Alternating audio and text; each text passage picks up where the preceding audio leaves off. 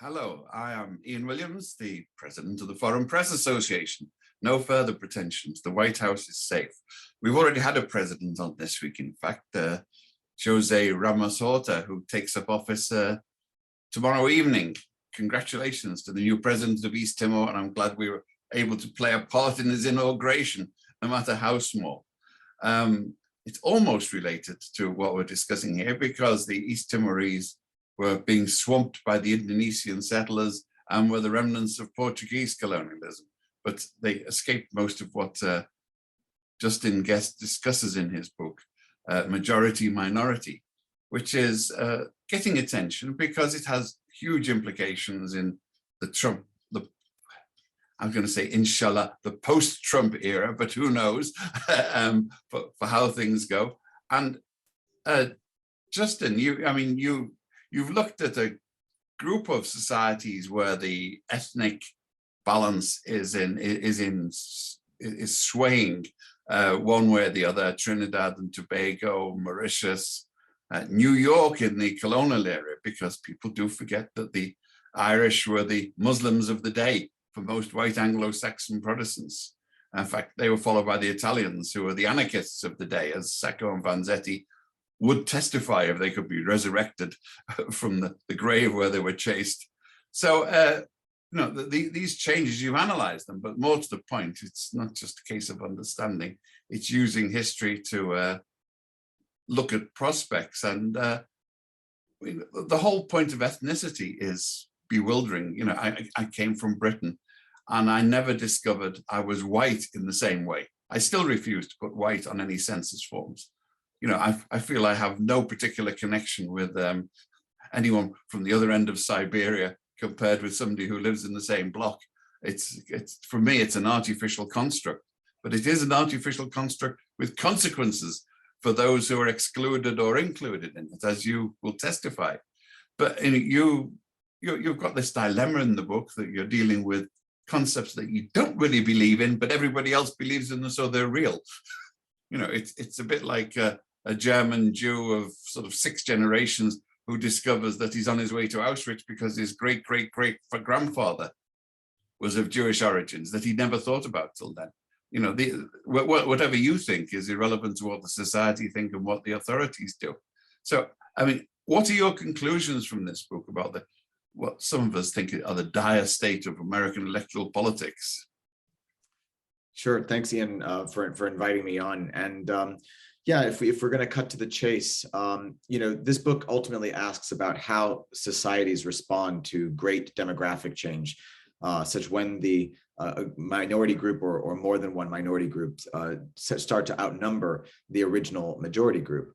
And as you mentioned, I study a variety of different countries where this has happened before. So Trinidad and Tobago, of course, as you mentioned, in Mauritius, but also Bahrain and Singapore and Hawaiian Kingdom before it was annexed by the United States.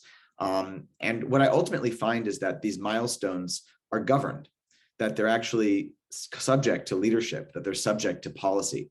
And that is actually a more counterintuitive approach than we seem to think today, because today we're so concerned, I think, with the eradication of racism, with the eradication of prejudice and xenophobia, which are no doubt vexing scourges in American society and abroad. However, ultimately, what I find across these many cases is that prejudice and xenophobia actually persist, even in the best case scenario where the governments and leaders actually adapt very well to demographic change. They do so despite those prejudices, despite nativism. And so in many ways, nativism and nationalism and racism and prejudice, this is the turf upon which progress must be made. And in the book, I detail a variety of ways that states can actually prepare for demographic change and to pivot to inclusion as opposed to exclusion, how they can redefine who constitutes the majority, who constitutes who we are as a country, that precious sense of we. And I hope you and I will get into some of the details, but that's the overview. Who the we is always intriguing. I was writing a book at one point about the English in America, because when I came here 30 years ago, I discovered that somehow, having arrived here, my children would almost certainly be more American than a 6th-generation Texan Mexican family, because this is the sort of the root stock. I'm not saying that in any genetic sense, but that people identify as American. So this weird conundrum. No one's ever told me to go back home, and God knows I've annoyed people enough, they should do, but somehow I'm more accepted than lots of others. It was one of the things that occurred to me about this society, as well as the totally pervasive sense of white and black, which is so important. And I think you see it more as an outsider than you might do from inside. People judge these things at every level, even nominally non-prejudiced people. It's in the back of their minds. It's part of their intellectual makeup. And one of the things that you were discussing towards the end of the book in terms of remedies was the way that you almost cheated. You set up Republican trolls of a rational and non-racist disposition, and tested Republican voters against that, and discovered it made a perceptible difference. That if somebody who's recognized as one of the group's authority figures says rational and reasonable things about race and immigration, then it does actually pull a response very quickly. And no, there is hope there, but the bummer, which I hope you will go into, is, are there any Republicans who actually show any signs of wanting to do this?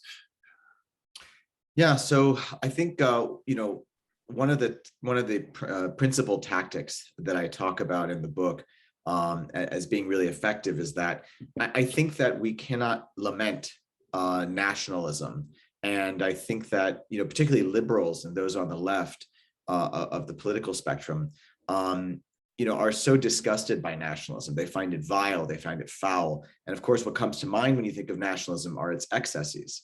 But nationalism is so powerful, such a powerful political force, not only in the United States, but around the world today, that if you're going to make progress on preparing a country for demographic change, if you're going to make social progress, racial progress, even economic progress, it's important to actually have a strategy about how to lean into nationalism.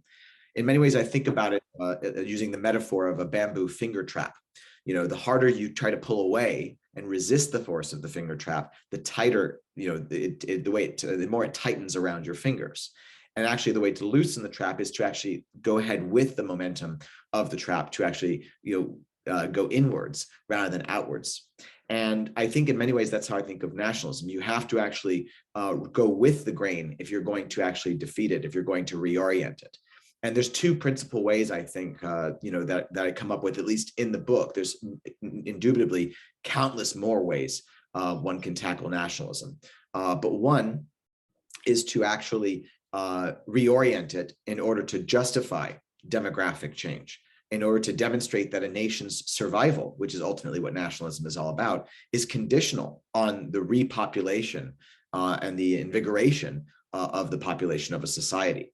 But to your point, the other thing that I do is I emphasize the importance of cultivating trusted messengers from people who are nationalists. And in many ways, the question, of course, is, well, can you find any trusted nationalists who actually may embrace demographic change? And I think you can. I think that they're out there. What I ultimately do to sort of elaborate on your tease about the trolls is we use what's called a shallow fake. So we impersonate, a co-author and I, we impersonate Sean Hannity and also Sean Hannity of Fox News celebrity, and also a fake Republican that we called John Wagner, who we told our respondents was the chairman of the Republican Party, which of course is not true. It's Ronna Romney McDaniel now. But we deceived our respondents into thinking that we actually were giving them real audio complemented with a photo of Wagner and Hannity that were using kind of sensible language about immigration, common sense language about how they're conservative Republicans that have been their whole life, and they're really concerned about the way immigration is being governed in this country. But ultimately, they come around to say that ultimately we have to live together, and we need to give these immigrants an equal shot at the American dream. And especially once immigrants are past the southern border of the country and enter into the nation's territory.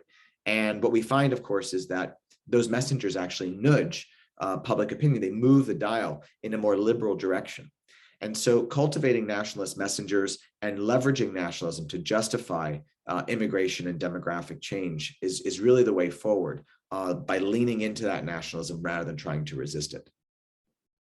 But there are other divisions than so-called race in society. I mean, I've found in the African-American community example, there are not so subtle divisions between Caribbean Americans and African Americans.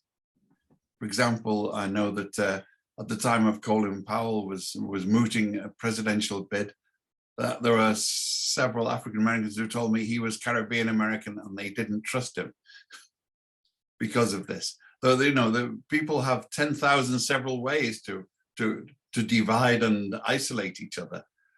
My home city, Liverpool, is the only city in Britain which is majority Catholic because of Irish immigration. And it has a distinctive culture, but in fact, it's almost declared independence several times. But on the other hand, I've also been told that I was okay because I was a Protestant atheist. It was these Catholic atheists they couldn't stand, from one of the bigots from the Orange Lodge, some of whom, by the way, are black in Liverpool. So there are lots of different ways that people can chop and change and discriminate against each other. So, you're dealing with broad brushstrokes. Will they be enough? Because there are people actively looking for these divisions, for wedge issues to go in there. And we know where they are. They're in the Republican Party and some of the funders behind them. Yeah, ultimately, all of our discussions, about demographic change involve really broad brushstrokes. We treat ethnic groups and religious and racial groups as these monoliths, as if there isn't some internal diversity. I mean, I think the biggest ruse of them all is the idea of an Asian American, which conceivably could span anywhere from the Asian or Persian world all the way to Japan and Korea and Northeast Asia. Which is just remarkably diverse. If you just think about this is the most populous and diverse part of the entire earth. And at the same time, we do the same thing for Latinos. We do the same thing for Blacks in the United States, which of course, fail to appreciate the differences inside of these communities.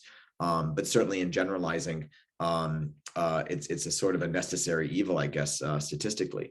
But that is actually, in many ways, what we're seeing amongst Latinos in particular, in their marginal shift, slightly rightward in American politics today. And so, these categories matter because even if they are false, even if they are totally constructed and artificial, they matter because rhetorically they're used to group people, and people integrate and they internalize the idea of themselves and their own self-identity inside of the categories that we create as a society. And so, certainly, you can go on your own crusade by sort of, rejecting the concept of whiteness on census forms, as you say you do. And frankly, I think it hardly applies to me either, for a variety of other personal reasons. And, or we can try to actually change what it means to be an American, what it means to be a national in this country, such that those types of things don't matter as much. And the simple truth of it is that being an American, the sense of who we are, has been very closely tied to whiteness throughout the course of American history. And so, we don't have to sit here and lament that over and over, but we do have to think, I think, hard about how we are going to reconstruct who we are going forward in a way that doesn't rely on these racial discrepancies. And I think that that's a conversation, and that's a lot of, pensive thought is going to be required, that we simply haven't invested much in. We lament our past, but we're not actually actively thinking about how we reconstruct that future. One of the things that's died is that, well, when John F. Kennedy was running as president, it wasn't so much his Irishness, but it was his Catholicness, which was a key issue for many, because the hardcore of America was white Anglo-Saxon Protestants. And what you've traced here is the shift of how white non-Anglo-Saxon Catholics have become the equivalent of sort of adopted WASPs for the purposes of electoral politics. Yeah, I mean, if you think about the United States population, over the course of the 19th century, what it meant to be white was effectively a WASP. It was effectively a white Northern European origin Protestant. That's really what whiteness was in early America, and really it was the first half of the country's history. And then, around the late 19th century, the country's white population, quote unquote, white population, began to diversify. And you began to see an influx of what were called white ethnics. So it began, of course, with the Great Famine and the arrival of the Irish between 1845 and 1854. And during that decade, more Irish came into the United States than all other immigrants combined since the founding of the country, which is remarkable if you think about that. And then thereafter, you have the arrival of Germans, many of whom were Catholics as well, the Italians, all of whom were Catholics, Jews who weren't even Christian, and Greeks and Slavs and other Orthodox communities also began populating the United States in the late 19th century. And so by the turn of the century into the 20th century, the idea of whiteness really was becoming muddied, because the idea of what was a white person from the 19th century would have, the writing was on the wall that those white people would have become a minority in their own country very soon, much in the way white people are facing a majority minority milestone today. And what ended up happening was that the idea of what it meant to be white was reconstituted. Those white ethnics became embraced into the concept of whiteness in a way that they were not heretofore. And then by the mid 20th century, you began to see intermarriages and effectively an indistinguishability between people of Greek backgrounds or Italian backgrounds and Irish backgrounds and Norwegian backgrounds. And we have the sort of modern conception of whiteness in the United States today, which could mean anything from someone who's from the Caucasus to Portugal to Sweden. And that is all a social construction, of course, because these are incredibly diverse people, just in the way we were just talking about Latin Americans or Asian Americans. So, in many ways, we are continuing to live with this concept of whiteness that merely postponed an earlier majority minority milestone. And this is something I actually talk about in a piece that I wrote for the New York Times back in August that your members are welcome to check out online. But this idea of whiteness is continuing to evolve, and I don't think it's going to stop evolving now. And so it's very possible that we're going to see, mixed race, biracial people in the United States, white Hispanics self-identify as white sufficient to actually postpone the next majority minority milestone, which on the one hand may seem like this, achievement of American integration, the ever expanding idea of whiteness. But the problem, of course, with that is that it continues to subjugate those who are not, assimilable enough, quote unquote, to constitute whiteness, to qualify as white. And it leads to a society that continues to discriminate against those who are not white enough. And that's why it's important, I think, that we reconsider what it means to be an American, somehow separate from this understanding of whiteness in a way that does not necessarily privilege whiteness as the historical legacy of this country. I had a friend in Puerto Rico who worked for the government there who called up a few years ago, and she was chuckling because the latest census results had come out, and something like 95% of Puerto Ricans said, as you were saying at the time, that yes, we're Hispanic, but we're white. And of course, that's not the way other people look at them, which is the real determinant in these factors. So, it's people's self-perceptions and aspirations that reflect in here. And one of the points is, for electoral purposes, to what extent is there a real community? I mean, it's one of my, as a sort of practitioner of English language, I always get angry when I see Latinx, which has got no relation to any Latin language. Most Latins also reject this X on the end of it, but it's regarded as an identifier by many of the people who want to celebrate their political correctness. They're foisting it on the Latin stroke community. So to what extent are these external, to what extent is there a Latin community? You've already mentioned it. Cuban Americans are completely different from the Central Americans, who, different from Brazilians and Argentinians and Chileans, who probably really consider themselves very white. Yeah, it's a remarkably diverse group of people because after all, Latin America is constituted of a bunch of settler states, just like the United States and Canada and Australia are. They were settled not by the British, but or at least generally not outside the Caribbean, but mostly by the Spanish and the Portuguese. And they were settler states, much like the United States, where you had effective genocide against the indigenous population, and then the resettlement of new territory by those imperial governments with people who came from a variety of different places, but particularly the empire itself and their metropoles. So, they're not that different from the United States in that colonial history. And as a result, you have the same kind of actual ethnic and racial diversity that you have in the United States, but mixed in with it a much larger surviving indigenous population, leading to the creation of what are called mestizos in many cases, or indígena population in Latin America. So it's remarkably diverse, much as we are in the United States.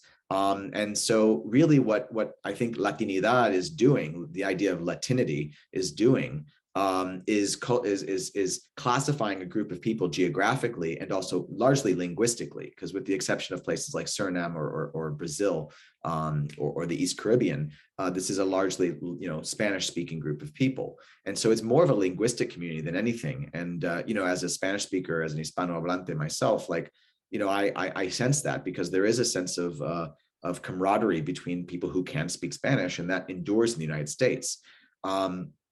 But yes, inside of that, there's enormous amounts of diversity, and 60% of those Latinos in the United States self-identify as white on US Census forms. And so, that and that shouldn't be surprising for us, because there is no option to self-identify as brown. There is no option to self-identify as Latino, because there's an ethnicity column that says Hispanic or non-Hispanic. It's a binary, yes. That's Hispanic a binary. or non-Hispanic. And yeah, and then on the other, the following question is about your race, and it's either white, black, Asian, Pacific Islander, or Native American. And the most obvious choice for many people from Latin America who have European backgrounds in many cases, or some European backgrounds, is to simply select white. And so, this complexity is certainly masked by our politics and our statistics in the United States.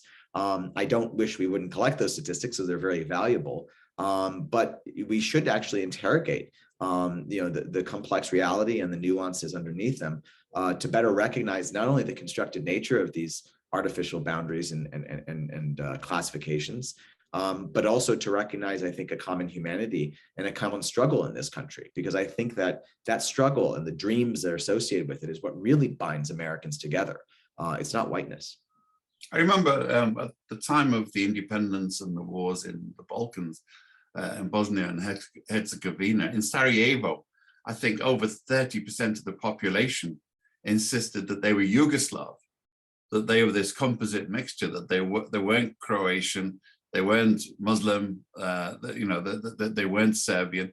They said, we're different. We're Yugoslav. We have a separate identity from each of these splinter identities. And the American census does not allow people to make those choices. If there was a box saying American, how many? Yeah, there is no box that says I'm an American. I mean, maybe we should, maybe we should, but it would, it's one of these things that we kind of have to all agree upon together. I'm not sure what the alternative, of course, is. What is the alternative to being American? What we do ask in a number of surveys, including, I believe, the ANES, or the General Social Survey, it does ask, to what extent, do the following adjectives describe you, and they say, do you feel more, in terms of your racial identity? Do you feel more of your religious identity or your national identity? And there are many people who feel that the salience of their national identity, their American identity, supersedes the salience of their racial, religious, or other identities, and that's important. And that's something that we can study, and we have studied. But the census is not so concerned by that for a variety of historic reasons. Maybe we should have ranked choice voting in the census. Yeah, I mean, you could do that too. What's your primary identity? What's your secondary identity? It's an interesting idea, actually, to basically ask, okay, well, technically speaking, how do you identify ethnically, Hispanic, non-Hispanic? How do you identify racially, and with the usual choices listed? How do you identify, Catholic or Protestant, Jewish, by religion as well? I mean, these things are all important. Say, which of these matters the most? Yes.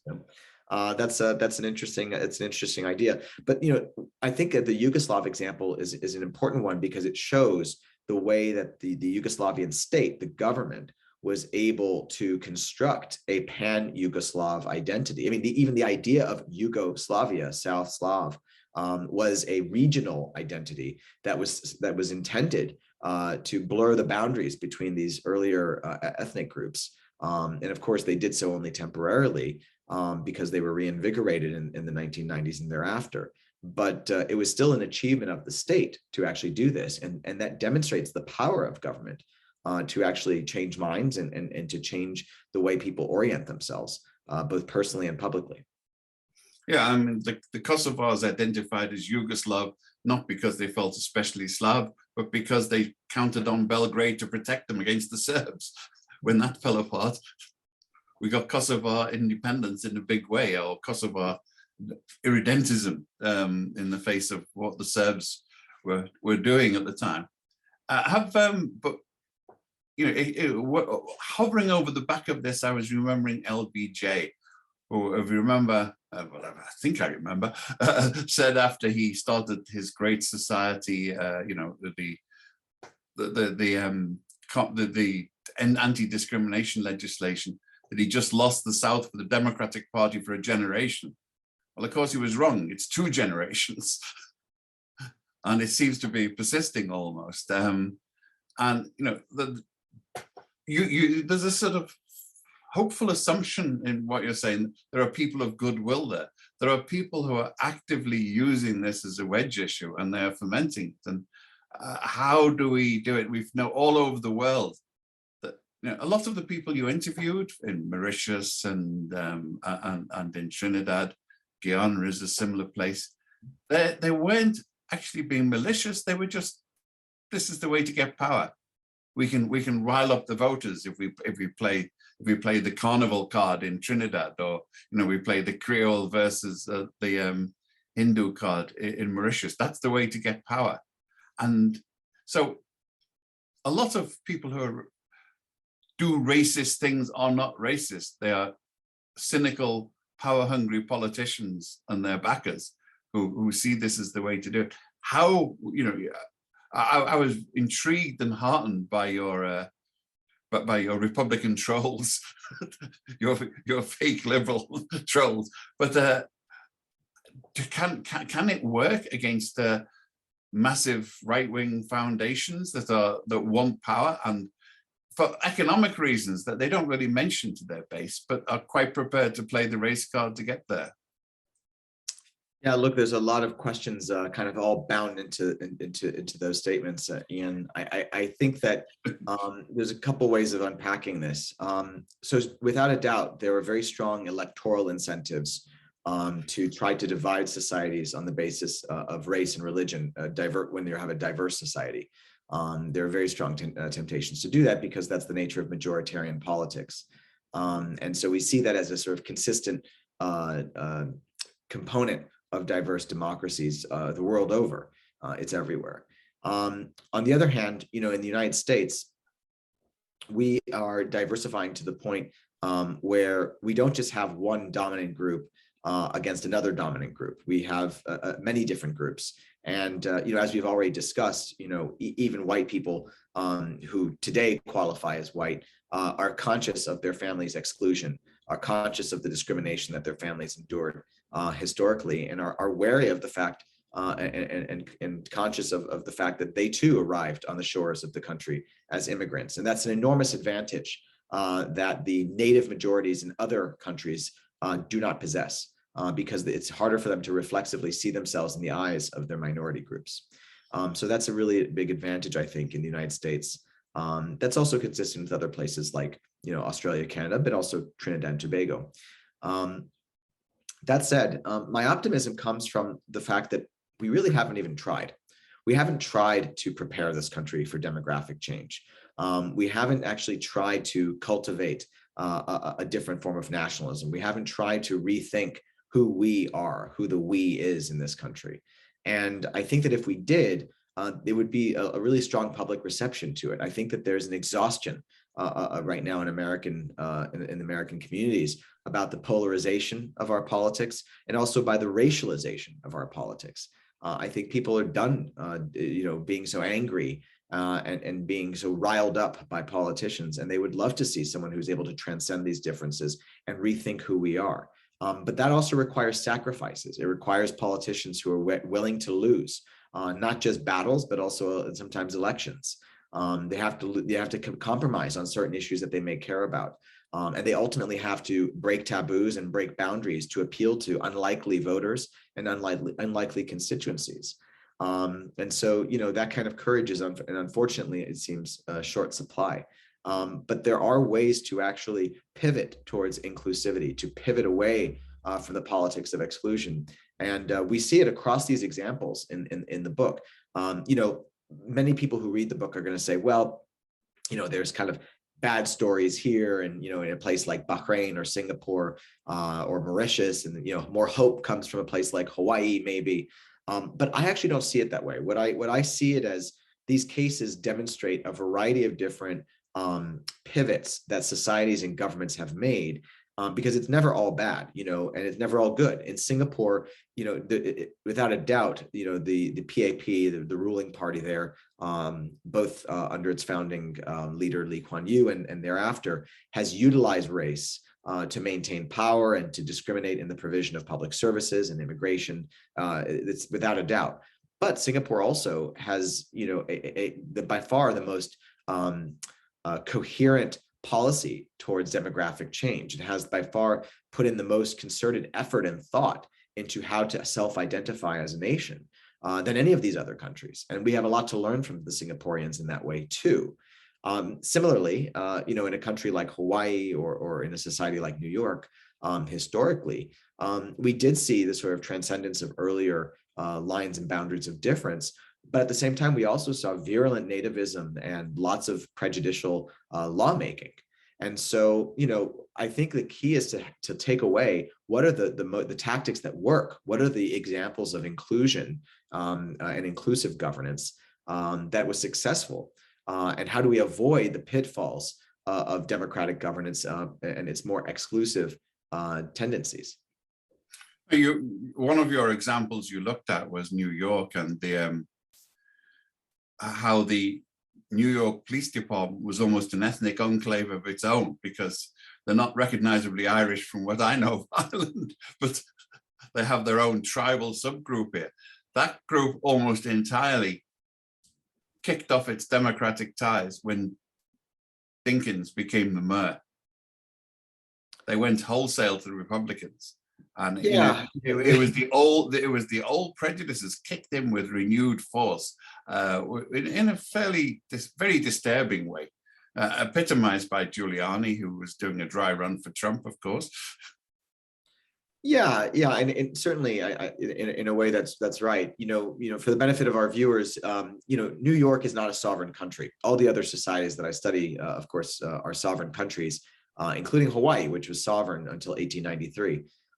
New York was included because it, first off, had sovereign control over immigration until 1881, when immigration policy was federalized, which means that New York could actually decide who to admit into its state and who to deport from its state. And they did, in fact, deport some people. However, it was also included to give a convenient American antecedent, an American example that we can all relate to as American or North American readers. And so, I think that one of the most remarkable things about New York City today is that we are almost 2 centuries removed from the original arrival of the Irish in New York City. And this was a group of people that was castigated for their poverty, castigated for being criminals, castigated for being longtime dependents in the time, public charges, and discriminated against, and not just high society in New York, but by key public institutions, so much so that the Catholics were driven to open their own institutions, orphanages, churches, obviously, hospitals, schools, universities. And eventually, the Irish, of course, integrated into greater New York City, or came to, in some ways, dominate New York City. But ultimately, they never felt fully comfortable. They never felt fully secure in New York City. And I think that the enduring legacy of the Irish in the New York Police Department is really the best example of this. So in the book, I dive deeply into the Irish origins and Irish ties of the NYPD, and which is a department that today is no longer a majority of Irish, although that lasted a very long time, far longer than the Irish actually predominated the group of immigrants in the city and state. But actually in the way that the Irish continue to dominate its leadership and also its je ne sais quoi sort of culture, its spirit. And that's a remarkable thing. And there are still numerous legacies of families that continue to be NYPD cops and firefighters and others in the public service in New York City. And it's a legacy of the sort of risk aversion of the original Irish immigrants. It's a legacy of the sense of belonging that they craved. That public service work actually renders them protection from the sort of sharp edges of American society and the exclusion that they felt.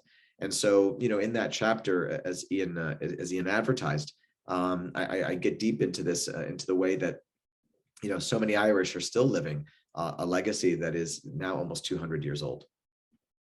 Yeah, I was watching, you mentioned about the culture, the pipe bands with Scottish kilts and Scottish bagpipes. I've always been amused by that. Essential part of Irish policedom. I go to everybody's funerals now. Yeah, they go to the pipes and drums, which is the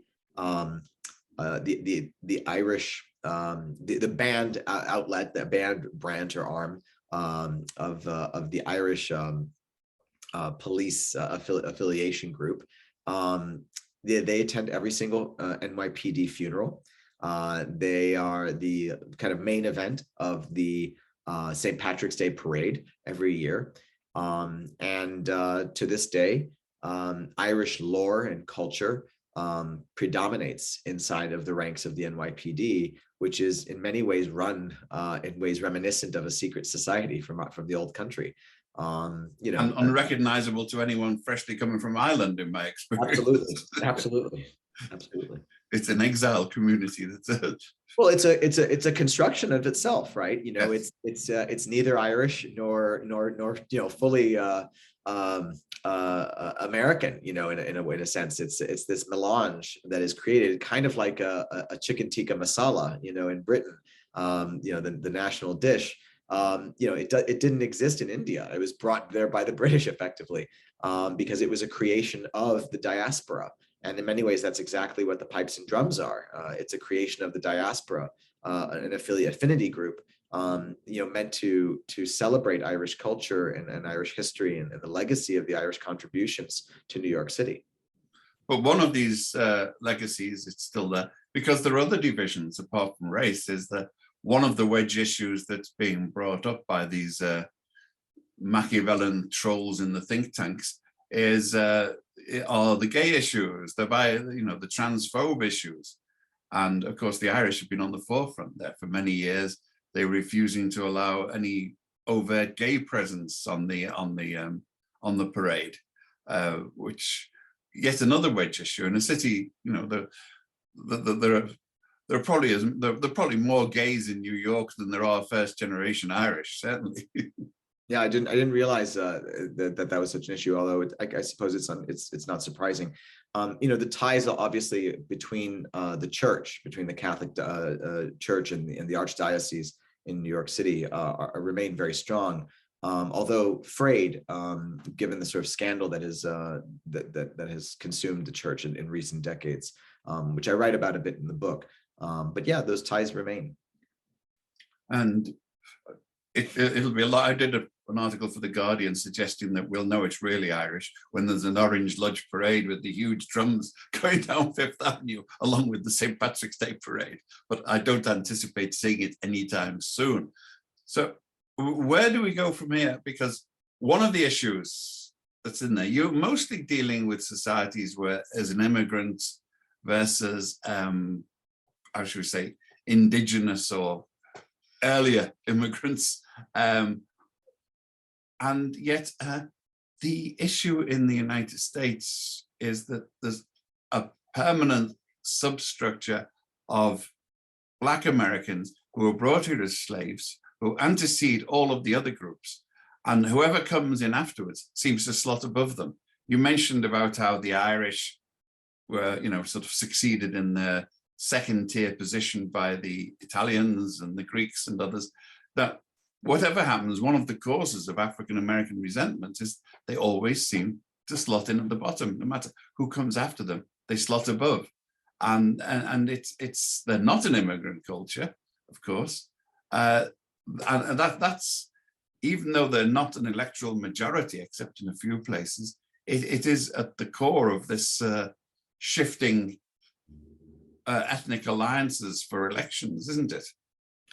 Yeah, well, this is because the racial hierarchy transcends not just American boundaries, American borders, but it's global. This concept of racial hierarchies, and it's vexing in its endurance. And it's not just that immigrant communities slot above because others slot in, right with African Americans. When you look at African immigrant groups, those who are coming in as refugees from the Horn of Africa, East Africa, or even economic migrants from Africa, they're conscious of this way that American society groups the newcomers with people who have a more historic presence here indistinguishably, which of course is crazy because they have very different histories. Certainly you can have a sense of mutual appreciation, but they're very different. And quite often the incoming groups seem to think that they can prove their Americanism by kicking down the same people as the existing acknowledged Americans do. Well, but for so long, that was a form of American assimilation, right? Was your ascendance into whiteness. And that, I think, is really the curse here. That is exactly what we have to overcome. And I think that, recognizing, rather than sort of connecting over these racial hierarchies, what really we have to be pursuing, and I think we're getting closer, even if, our identity politics makes it feel like we're getting further away. I think we are getting closer to a mutual recognition of everyone's equally tenuous status in this country. Settler states, everyone's concerned with status, including the white people, because they also recognize the contingency of their presence historically, right, as settlers, as foreigners. And that's that search, that struggle for status endures even today. And I think that it's something that on the one hand, makes things complicated and challenges settler countries, or one-time settler countries like the United States. It's also a source of commonality, I think, that can bring people together. That recognition that everyone, to some extent, feels like they may not belong. Everyone feels a contingency of their presence. Everyone is searching for a sense of status and belonging. And I think that if we can just find ways to extend a spirit of belonging across those groups, that's really the way to go. That's the lodestar, I think, and I think that we have to establish that as the lodestar, rather than sort of reverting to these antecedents that we're talking about, lamenting here. Well, Simon Locke he's asking if we should understand tribalism as basic human behavior that we're stuck with, or should we be optimistic that once we're through this current period, that there'll always be a better path forwards? God bless you. I think no, there's clearly something biological. There's clearly something innate about seeking those who you self-identify with. But how you actually draw the lines between tribes is subject to leadership. It's subject to rhetoric. It's subject to institutions. And I think that that's the key, is to how to broaden the tribe and how to at least complicate how we understand those tribes going forward. And my hope is that as demographically, as the country demographically changes, that will become easier and easier. My children, their age cohorts are already majority minority in the United States. If we use the sort of historic understandings of whiteness and and non-white groups to understand it. And so, there'll be greater and greater friendships and marriages and relationships, between colleagues across that generation. And hopefully the kinds of conversations that emerge from that lead people to recognize the common purpose that they share. Is there one of the problems is that some of the groups actually, you can, in a society where you're bargaining for a place, you can actually gain property and respect. I mean, it's like in India where there are caste system reservations where castes petition to be counted as disadvantaged, as lower caste, because it gets them better access to civil servant jobs. And it's similar here when we see, the quotas. Everyone accepts, no one questions, well, people until recently never questioned the WASP quota at Harvard and Yale, where, the sons and daughters of ancient rich alumni could get a preferential place. But they really resented the idea that somebody from the ghetto should be given a lift up because it's a quota. And yet there's an advantage to the people from the ghetto to say, hey, no, we want to identify that because we need this extra help. And it was a long petitioning process. I don't think you mentioned it, to get the Asian and Pacific Islander question on the census, I believe. And similarly, there was a long process where people tried to get Arab on the census as a question to highlight the fact there were significant people whose time had come and wanted recognition and bargaining power as a result of it. For a long time, the Arabs were persecuted. They weren't allowed in, apparently. At one point, if they didn't have kinky hair but they had brown skin, they were banned under those racial quotas. They even had the pencil test where the pencil was put in their hair, and if it fell out, then they weren't allowed in. But because the country had historically accepted African immigrants to do the work, they were okay. It was the Arabs who weren't allowed in, and the Turks and the Armenians and the other people you said. So what can we do about this bargaining for quotas, for a seeking for power? Should we have white and non-white? Because I resent being identified as being not something. I am, whatever I am, it's not based on the fact that I'm not Black. Yeah, if I had my druthers, we would actually inquire about the origins of people's families, because ultimately that is something that is real. Everyone came from some place, and in many cases, families came from multiple places. And so that is something that actually everyone can, has in common, and it defies the logics of race and ethnicity in the way that it broad brushes. It would also allow people to categorize to the extent that they wanted to, across those different countries. And, the truth is that, of course, people self-identify, racially, and just because the census changes its ways, which I don't think they're going to do anytime soon. But I think it would be worth having that conversation with the Census Bureau. It doesn't mean that necessarily social constructions are going to follow. But I think, recognizing people's initial arrival into this country, with the only exception, of course, of Native Americans themselves, who also are mixed with immigrant blood, I think is a really good path forward.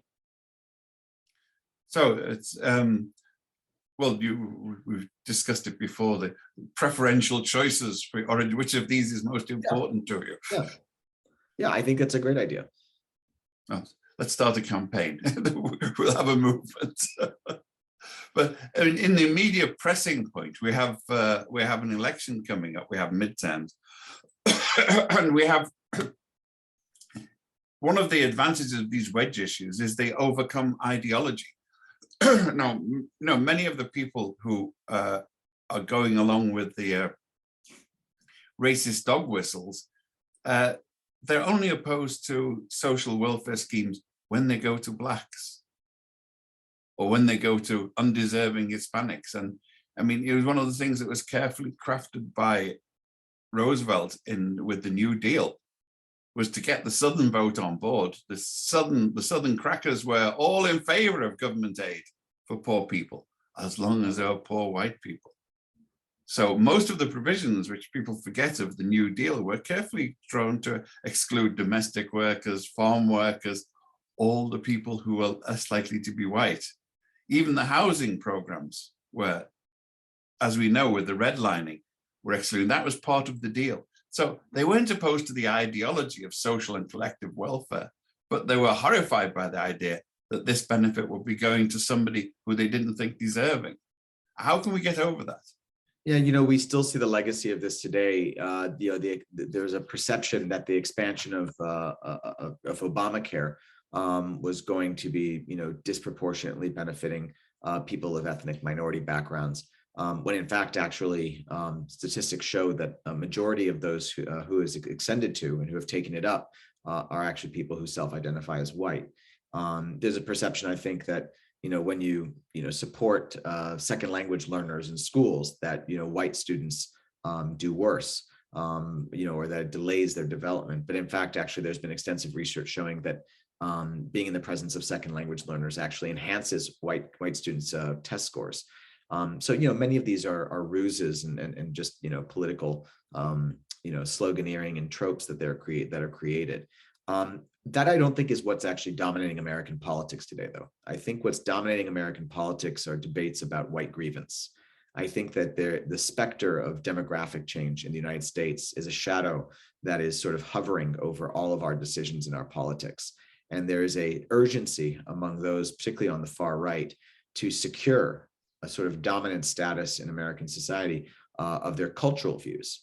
Whether it relates to homosexuality, whether it relates to Christianity and religion, whether it relates to guns. You think this is a genuine concern, or whether it's one that it was a lesser concern that's been fueled and pushed by cynical politicians who are busily gerrymandering, excluding voter, because voter fraud is exclusive to blacks. We know that, according to the Republican Party. Yeah, they're very much endogenous. So you'll never. It's a chicken and egg situation. One egg's on the other, and so it's impossible to really know. But that is certainly, I think, the sense among those on the far right of American politics, which let's face it, are dominating the Republican Party right now. Partially because of the nature of American primary elections, and the way that our media environment works. So in any case, all that aside, these politics of white grievance and the sense that they're losing a sense of control over American culture and society is really gripping those on the right and the Republican Party. And so, I don't think that this is a good thing for American society more broadly, and more problematically, I actually don't think it's a good thing for Democrats, because Democrats will inevitably, take the bait and start to have cultural debates, and try to align the country's politics and align the election splits on these culture wars. And I just don't think it's going to work out well. The only one that might is abortion, with the release of this draft Supreme Court decision that could very much benefit Democrats because of the way public opinion splits there and the overreach of conservatives on the Supreme Court. But that aside, Democrats would do much better to talk about matters of policy that they can actually claim some sorts of victories. Their infrastructure plan, the sort of pushback against COVID, the reopening of the country, et cetera. Well, what did you think? I mean, I was very impressed with Bernie Sanders' campaign approach. Obviously he was an outsider, but I thought that he got very much close to it by not picking up on the wedge issues, on the identity issues, but concentrating on the social justice issues that were there. He got a significant proportion of Trump voters on the strength of this. And he showed what was possible. But the people in the rest of the Democratic Party were content to rely upon the vote banks and certainly didn't want a progressive social and economic policy, so that they were prepared to throw this overboard. What's your feeling of this? Is it possible to frame an electoral appeal that gets social justice issues without lighting the blue touch paper of racial identity and identity politics. Yeah, in many ways, that's sort of the needle that Bernie Sanders wanted to thread. But in many ways, I think that the Biden campaign ultimately and the Biden White House has adopted a number of the sort of perspectives of the Sanders campaign. The Democratic Party largely has shifted somewhat to the left. Not majorly in the same way that you see the Republican Party doing. But to the right, to the right, but in rhetoric and in rhetoric more than policy. The Biden administration adopted some Sanders positions, but no, I think that actually Biden's approach, where he sought to keep those Sanderistas in the fold, while broadening the appeal of the Democratic Party to moderates and suburbanites, is the nearest path, the closest or most direct path to victory. Shifting the Democratic Party, I think, to the center, while it will leave a lot of leftists unsatisfied, is really the electoral, the smarter electoral move. The country is in a pretty conservative moment right now. And as I mentioned earlier, nationalism is a thing. And so if Biden can sort of, regain his mojo and tap into that nationalism and really show that he is a safe pair of hands, that appeals to, moderates and suburbanites out there, that may feel like the Republican Party has gone too far, I think that's actually the smarter move. And again, this will disappoint progressives if that is the strategy that he pursues. But there are great risks of overstretching to the left, were Biden to do so at a moment when the Republican Party has overstretched to the right. The smart thing to do is to really try to capture the center and maintain your left flank. Well, unfortunately, you mentioned getting his mojo back, and I think there are a few signs that whatever his pluses or minuses, that Joe Biden has that much in the way of mojo in terms of moving hearts and minds. He really needs some spurs to make him sound as though he's rallying the masses for the struggle ahead. Well, it's not quite Churchillian. Well, look, I'm sure this is not lost upon the White House. It's filled with a lot of very sophisticated people who are actively thinking about these things. I think that the midterms may end up having to be the wake-up call, the spurs that you mentioned, that actually lead to certain shifts and pivots. We won't know. Maybe the current polling is enough to serve as that cold glass of water or cold bucket of water on the administration. But we still have a sort of summer to see how they adjust in the run up to the midterms. Well, look, thanks, Justin. I found your book very provoking. And by the way, here is the book. I hope it comes out not mirror image. I found it fascinating. I've studied many of the societies there and been in them, and got more as well. I've been Northern Ireland, Wales, the Balkans. There are lots of examples, and most of it rang true, the different forms that these things take and the different ways that evil men and women manipulate them. And sometimes not even evil, just opportunistic people do things without worrying about the consequences, which I think is often the case here as well. I don't think people said, oh, let's start a race war. They think, how can I win the next election, and do inappropriate things? But you can read the book as before. And thank you, Justin Gest. It's been an interesting discussion, I think. I enjoyed it anyway. And I hope we see you again, and maybe we can have a reprise after the midterm elections, and you can analyze the charts and say who won and how. Thank you very much from the Foreign Press Association in New York. My pleasure, Ian. Thank you again for inviting me. And your viewers and your members are welcome to reach out anytime if I may be able to help. Yes, please get your quotes here. And well, they can follow me on Twitter if they want to at _ Justin Gest, or they can feel free to email me. My university profile's up for everyone to see. Right. Thank you. So thank you, everybody, for coming. This has been the Foreign Press Association in New York. Please join. please send your donations and membership. We have to run these programs on a shoestring, and the shoestring is a bit frayed at the moment. So do hurry. Thank you. And we'll see you again with our next. Get in touch, because we have lots of programs coming up. Everywhere as fascinating as Justin Gest, or almost as fascinating. Thank you, Justin. Bye. Thanks, Ian. Bye-bye.